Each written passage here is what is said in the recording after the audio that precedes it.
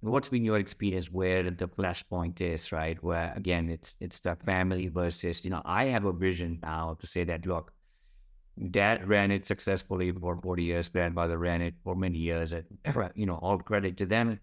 But times have changed, and there is a lot of perhaps from the elder generations who built the business. There's a lot of how shall we say, it's their baby, right? So there can be potential tug of war where they don't wish to either let go or this tussle of change.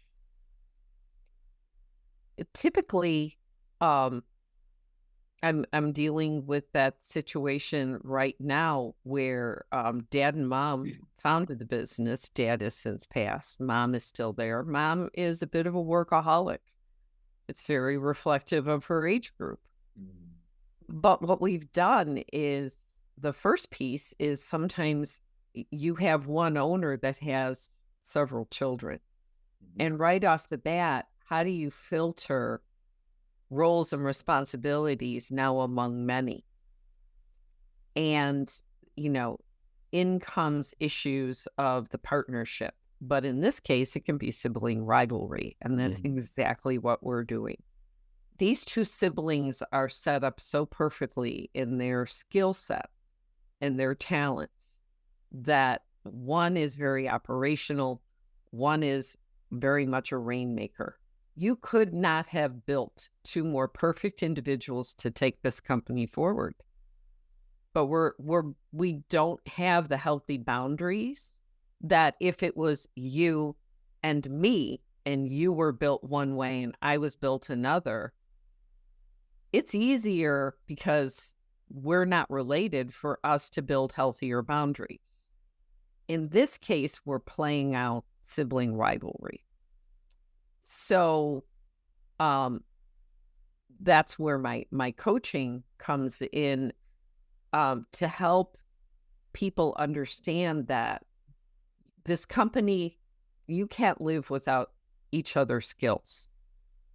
The rainmaker definitely puts more stuff, into the profitability and the revenue, but you need operations to be able to actually make that come to reality. So it's teaching out of the gate the generations. The other side is healthier boundaries and communication, um, because mom is inserting herself and there's some behaviors going on there. So you've got a whole lot of family dynamics that create all sorts of splits and tensions. But how can you play off those to actually turn those efforts into positive? And that's where one-to-one coaching of each individual, having people continue to focus on the bigger picture, what is our vision? What is our mission?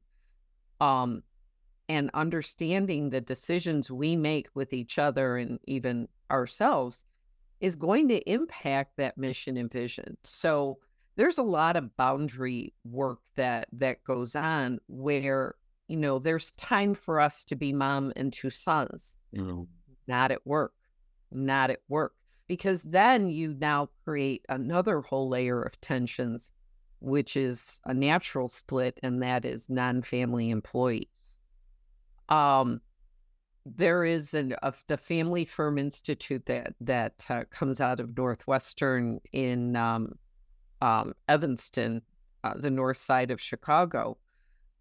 That whole sector of Northwestern is devoted, and I've known the head of that to really dig into some group dynamics work.